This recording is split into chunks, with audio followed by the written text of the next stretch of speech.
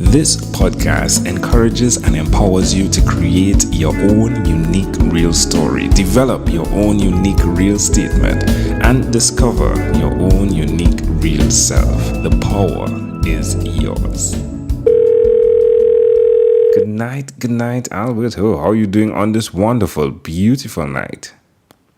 I'm doing excellent, Angel. How are you? I'm good. Thanks for asking. I appreciate that. Tell me, what part of the world are you in right now? I live in Toronto, Ontario, Canada. So the weather is getting better. Not much snow right now. Oh, that's wonderful. The sun is always welcomed, isn't it? Yes.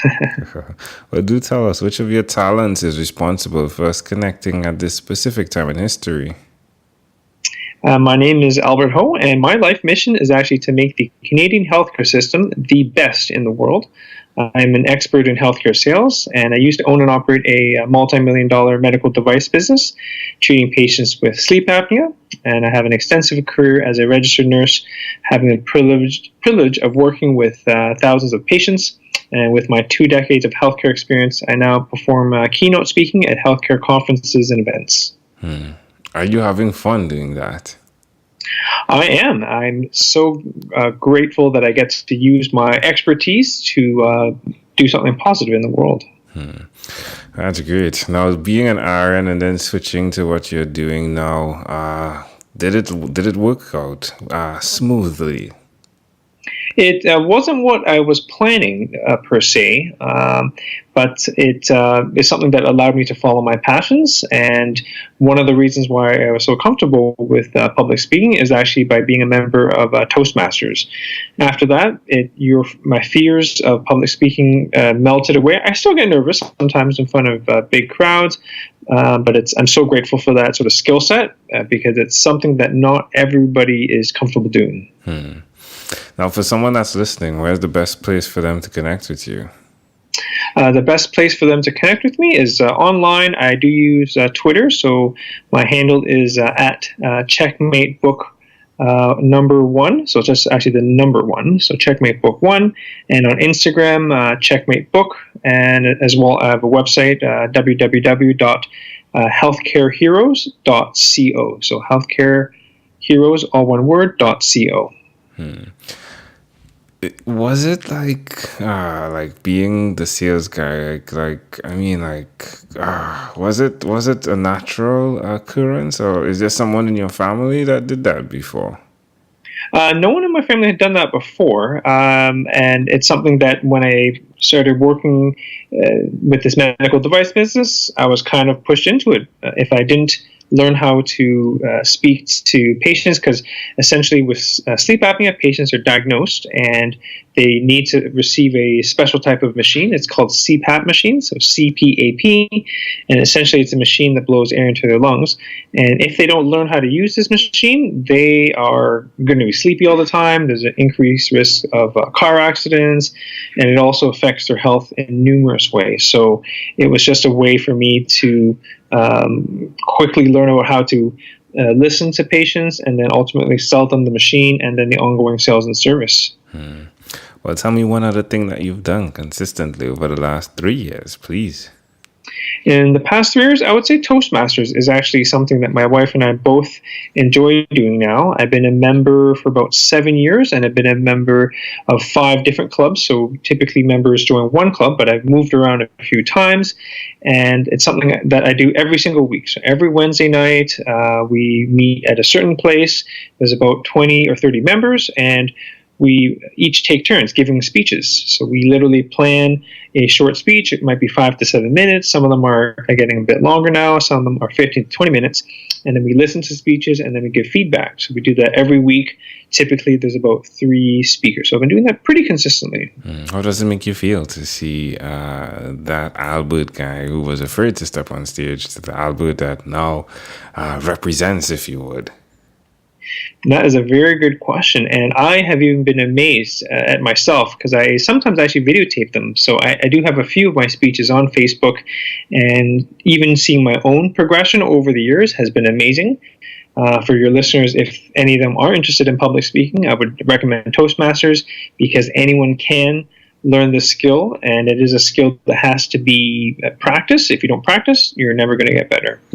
Amazing audience, you're hearing it live from Albert, who you'll definitely hear his previous episode where his wife was actually interviewed as well, which is super cool because they get to come one after the next.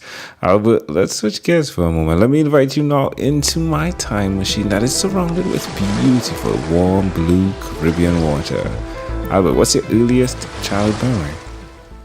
My earliest childhood memory, it would actually be going to a local park here in Toronto. It's called Centennial Park. I remember being with my dad and my younger sister, and it was probably a Saturday or Sunday, and the sun was shining, and I was actually looking up at that. It's a giant sort of ski hill, but in the summer it's covered in grass. And Angel, do you know what this hill is made out of? Is it snow? No, it wasn't snow. So underneath that grass, it's actually garbage. Centennial Park was actually built on what used to be a city dump. So they have since covered it over. It doesn't smell anymore, but it was just amazing that you could actually build a park on top of what was once a city dump. And I still remember fondly racing up that hill actually with my dad and my sister. And I remember looking up there. I didn't think I would be able to make it to the top, and it took 10 to 15 minutes to reach the top. And it was just one of the most memorable outings I have with my dad. How do you see that memory connecting to who you are today? I think why it was so vivid is that it was just something. When you're younger, you just feel so carefree, right? You don't really have any sort of worry in the world. And I've actually moved quite a few times. I've moved about 7 times growing up, mostly within Toronto. My parents were avid real estate investors, so whenever there was a good timing in the market, they would actually sell the property and move on. So I have had the privilege of living in different parts and seeing different parts of the city. And that just happens to be one of my favorite ones because it's actually a very, very large park. I think one of the largest parks in Toronto. That's intriguing. I'm fascinated by the transformation that can occur from what is a foundation and how it can be perceived. Again, as you said, it was garbage, right? It was waste. It was, and to see that it was possible to be transformed into a livable space. Let's look at it as an entertainment space, if you would. That is as refreshing as a park. That's pretty fascinating to me. Glad you're fascinated, but you'll have to come if you ever come to Toronto. You have to check it out then. So I think I was there, but I'm not sure. So you said I remember Centennial. Could you say the word again? Yep, Centennial, like Centennial. But I remember Centennial in the western side of Canada. Yeah. Oh, there might be another one in Vancouver, but this particular Centennial Park was pretty famous because it was actually made, I think, in the 1970s or so for Canada's 100th birthday, I believe. So it's a really big park. There's a big swimming pool, an Olympic-sized pool there. So if you've been there, you'll... Yeah, I know I was in Toronto, but I'm not sure if I possibly saw it. But the name sounds familiar. Yeah, the name sounds familiar. But yes, so let's do it again. Yeah, if I'm there, I'll definitely visit. Sounds good? Sure. If we fast forward to when you were 12 years old, what was your favorite song? That is a very good question.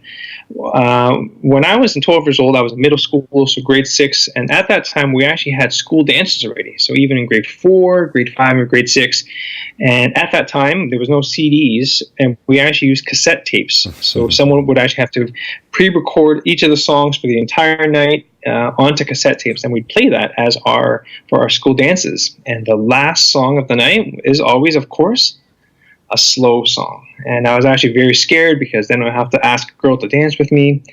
And I'll actually sing the first couple of lyrics and I'll see if you recognize it. Yeah, go for it.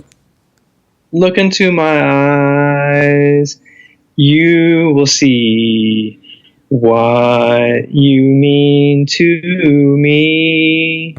Recognize it? Yeah. Everything I do it. Everything I do it for you by Bryan Adams. Excellent. So that is actually one of my favorite songs when I was 12 years old. It was always the last song of each of these dances. So I always, when I hear it, it makes me think of slow dances and young love kind of romance. Yeah, well, you're the married guy. Yeah, your wife just came before you. Yeah, that fits well. Definitely. All right, my friend.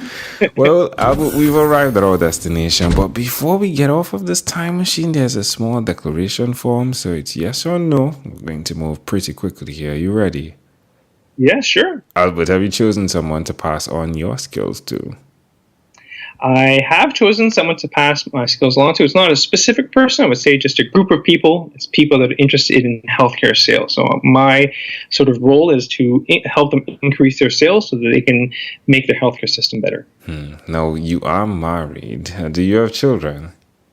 Not that I know of, but I am married to Sandy, who you recently interviewed, and we don't have any children. But to practice, before we actually have real children, we actually have 2 rabbits, Pancake and Cinnabon, and they actually need love and attention just like a real person, and they live for up to 10 years. Sweet, yeah. She spoke about the rabbit. She didn't say the names, which are even more interesting. I love the names. Yeah, I love the names. Do you believe in God? I do not believe in God, but I do believe in spirituality, and I practice guided meditation at least once a day for usually 5 to 10 minutes. All right. Do you have an inner circle of friends? Well, one thing that I do like to think of in terms of friendship, I actually think of it as one big room, and there's only one door. And once you go in, you can't leave. So with that kind of analogy, I am very selective who I spend my time with. And I like to say I've got about 3 groups of friends. So my first group is my university friends who I've known for well over 20 years. My second group is actually in healthcare, which are nursing and healthcare leaders. And then my third circle is actually Toastmasters, which I've been a member of 7 years. Love it. I love what you said. Once you go in, that's it. Yeah. Once you go through that door, you are my friend for life. Yeah. So we are connected for life now, Joel. Yeah, I just got through that door, folks. I'm in. Tell me about TV. Do you watch more than 3 hours a day? I haven't had cable TV for over a decade, so it makes it very difficult to watch TV. But I do have something called over-the-air channels, but I only watch a little bit of news. So with no time for TV, I actually lead a very active lifestyle. I go to the gym at least 3 times a week, and I'm a pretty active runner, actually. Wow. What about screen time, the phone and the computer? Is it more than 8 or less than 8 hours a day? I barely use my phone. I mean, I have to use it for work. I play a little bit of games, but I try not to spend more than 5 to 10 minutes. And a tip for your listeners is that Facebook actually has a time limit function so that I put 5 minutes on that timer. At 5 minutes, a notification will actually come up, and then I shut off my social media. And with that, I limit my screen time because I'd rather be doing other things. And I'm much happier, actually. I find more happy and productive. What about reading? How often do you read? I'm getting into reading a bit more. Usually I'm reading maybe 1 book every week or 2. I prefer actually podcasts, such as like yours, for example. And when I'm driving to work, I actually have a 30-minute to 60-minute commute, and I love listening to podcasts, so audiobooks. I prefer those, actually. That's wonderful. Albert, if you had to share with us your own unique real statement, a statement that represents who you are, Albert Ho, what would you say that is? I would say that my unique special power is that I hope to be someone that is committed to making big changes to our healthcare system. As I sort of mentioned, my passion for healthcare, and that's one of the reasons why I decided to write a book about this, because it's going to be something that's going to last, that can be passed on for generations. And the name of my book, again, is Checkmate, How to Win the Sales Game in Healthcare, and where I teach sales professionals how to become sales superstars. I love it. Albert, well, my friend, this was such a great pleasure. Before you leave, is there anything else you'd like to share with our amazing audience? I would love to actually keep in touch with your audience members, so they can find me on Twitter or Instagram. Again, at Checkmate Book #1 at Checkmate Book on Instagram. And if they are into healthcare sales, they can definitely go to my website if they just put in their email address, and I can send them a free downloadable copy, and we'll keep in touch. That sounds wonderful. We appreciate that tremendously. Albert, again, thank you for being on What is Inspired by 12-Minute Convos with Angel Jones. This segment has been brought to you by Amazel Enterprise.